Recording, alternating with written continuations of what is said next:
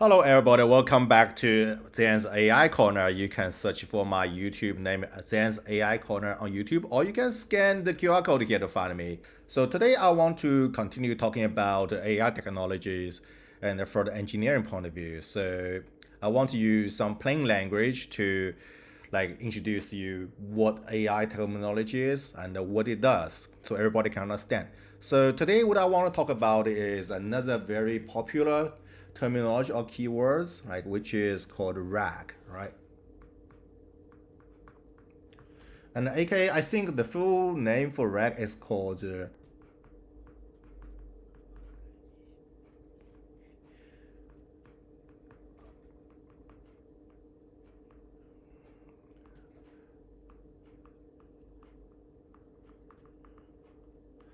right. So what retrieval augmented generation is, or aka RAG is, actually is just part of engineering, right? It's a part of engineering. You and me, we are all software engineers, part of engineering work. So this actually is engineer engineering, and more precisely, it's called prompt engineering, right? So if you don't understand what prompt engineering is, it's very straightforward, right? I'm here to teach you. So as everybody know, when we talk to AI, for example, when we talk to ChatGPT, right? For example, up here say, okay, my name is Zen. I talk to AI, right? ChatGPT, and I can keep it say, I am an AI developer. There are typo there, if you, I believe. So what is my name?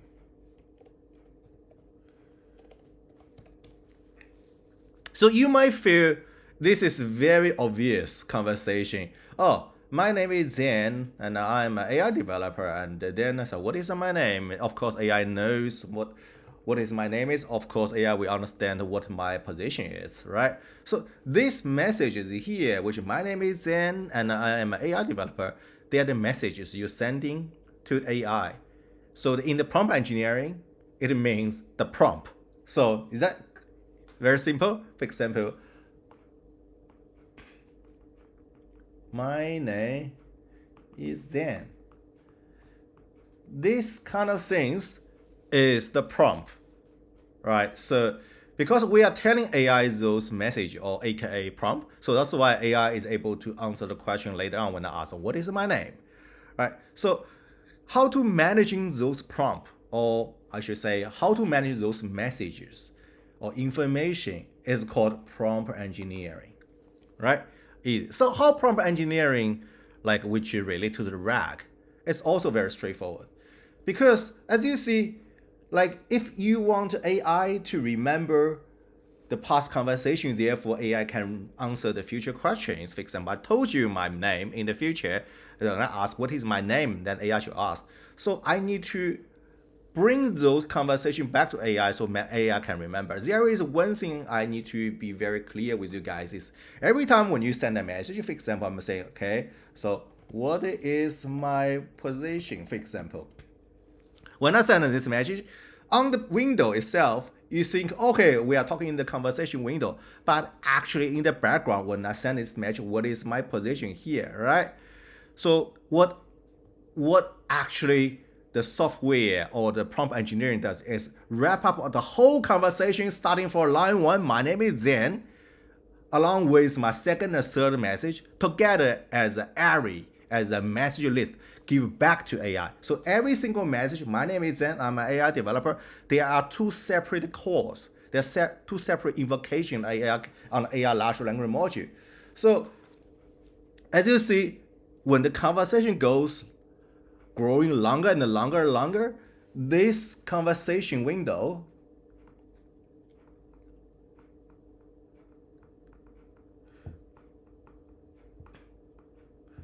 or in the prompt engineering world, it's called a context window, will become bigger, bigger, and bigger. Of course, like it's good to remember all the past conversation, right? It's good to remember all the past conversation, but this context window will become bigger and bigger and bigger, right? So what's the problem of this context window become bigger and bigger, bigger and bigger? One, AI is going to start forgetting things because there are too many conversations. There are too many messages. AI sometimes will like misunderstanding time to time, and sometimes because there were too many messages I sent as a request when I ask AI, because all the requests I sent to AI, like apart from the question I want to ask AI, but all the past history I need to tag along as an array. For example, like the message one, message two, right? Message three, blah blah blah blah blah. Those messages, like my name is Zen, would be, for example, would be message one in this case, would be sent along as a request to AI. So that means AI will become slower and slower. That's exactly the reason why when you're speaking with ChatGPT, when the conversation window become very long, did you find that like ChatGPT becomes slower when responding to a message? It's because this conversation window is getting bigger and bigger and bigger. And a lot large language module will have limitation. For example, let's say, for example, if you go to Hugging Face, there is a large language module, Llama, right? 3.2, for example, 3 billion.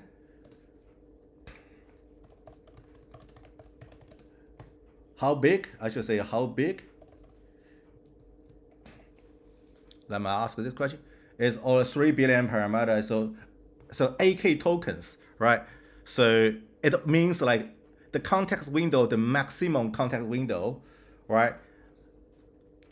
This context window size is 8,000 tokens. If you what happens if you are exceeding 8,000 tokens? That means the oldest message will be discarded, will be thrown away. So we find, oh, I told you my name is Zen, but after like we keep talking exceeding 8,000 like a token, then why did you forget my name? Because that information has been thrown away because it's overflowed for the context window. So that is why we need to do RAG. What RAG does, right? RAG coming to resolve this problem. RAG is we only inject relevant information back to, like in the request when we send to the large language module. For example, if I'm asking, okay, what is my name? So RAG will only find all the relevant conversation in the conversation history and only send those messages which are relevant to explaining what my name is back to the context window. Therefore, we can manage the size of a context window and make it relatively small, and also we can have AI response faster and more accurate. So you understand how RAG works, right? So RAG has nothing which is special or a secret over it. It's just bunch of it's just a technology which is, instead of I inject the whole conversation history and the past message back to the AI to ask AI to answer my question, instead of doing that, I only pick the message I need, right? And then tag along into a request will be sent, that is sent to large language module, and large language module to respond to my message. So that is how RAG, that is one very high level how RAG works. So if you're talking about architecture, then of course there is a window which is a people user, which is asking question, right? And this window will send the message, right? And then it's going to the RAG area. What RAG will do, will take your message and then query in the database, query into a database, right? And find relevant information. Therefore, the database will able to return a message, which is a list of message, right? Let's say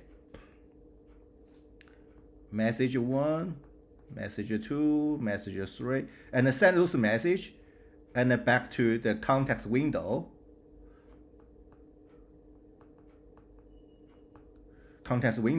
And then that will be sent into, or I should say, context window is a list of array, right? And send to large language module to let it response, right? Of course, it's more like complicated than this because like you cannot use traditional database to do this query.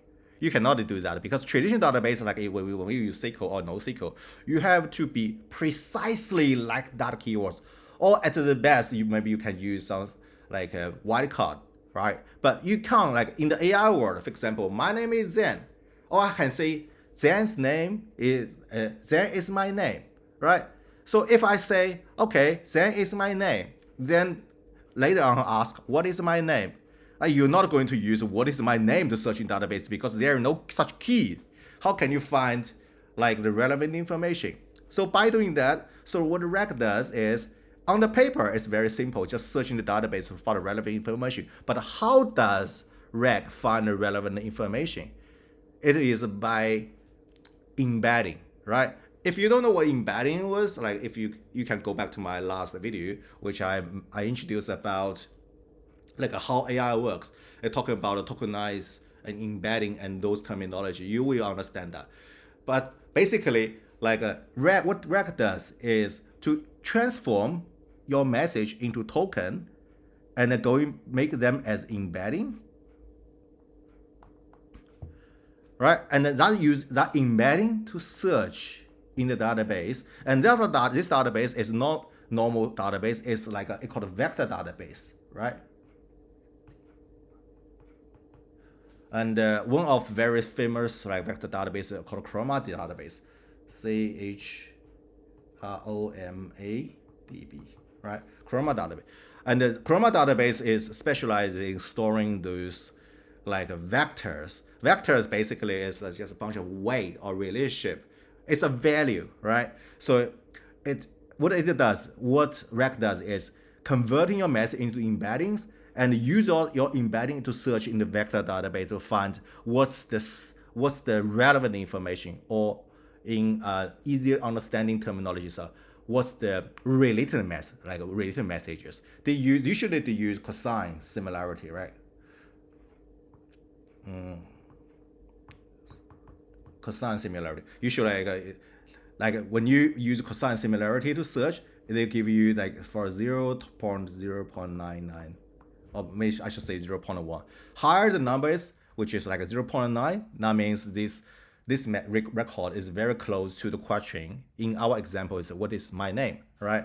So if the response is less than 20%, that means maybe this message is not very relevant.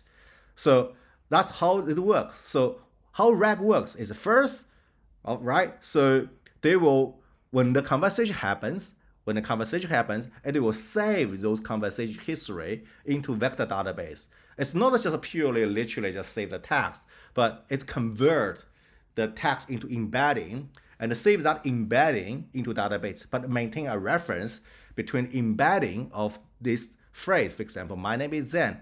Like when RAG turn this my name is Zen into embeddings, we cannot like convert embedding back to the literal text, like my name is Zen. What we can do is, okay, this embedding value which we calculated is mapping to this text frame, my name is Zen, right? And we save those conversation history into this vector database. And later on, when people are asking, what is your name? Then what is your name? Doing the same approach with embedding the question, what is your name? And use that vector, which is calculated by embedding, search in the vector database, and then my name is Zen, which is saved earlier, will have a higher cosine value, which is similarity. Then that my name is Zen will be returned as a close match and be injected into, by your code, inject into the context window and give to large language module. Therefore, when the large language module, like reading the request, which is what is your name, the conversation window, context window becomes, my name is Zen, what is my name? Then of course AI is very easily to able to understand your name is Zen, right? Even like in between, I was asking a lot of things, I talk about a lot of things. For example, my position is AI developer, and what is the context window size for Llama 3.23 billion module. Even ask them, but those messages will be discarded because they will not be part of the context window. Even on the UI, even on the UI, you see, oh, they are there. But actually, what is my name here, right? What is my name here? This I am an AI developer in RAG is discarded. So it's only like my name is Zen or any other relevant information. For example, my full name is Zen Zong, for example. Those information will be returned by RAG, which is for the vector database, and then like aggregated into an array, which and inject into the large language module core, along with the question, what is my name? So therefore AI can easily answer your questions. Right. So by doing that, so AI is able to answer your questions regardless how long the conversation history is. So that is how RAG works. So I hope this explained how RAG works in a simple and easy to understand terminology. Easy to understanding way. So if you like this video, yeah, give it a like or share with your friends or families. And I'll see you in the next video. Happy AI engineering. Talk to you guys later. Bye.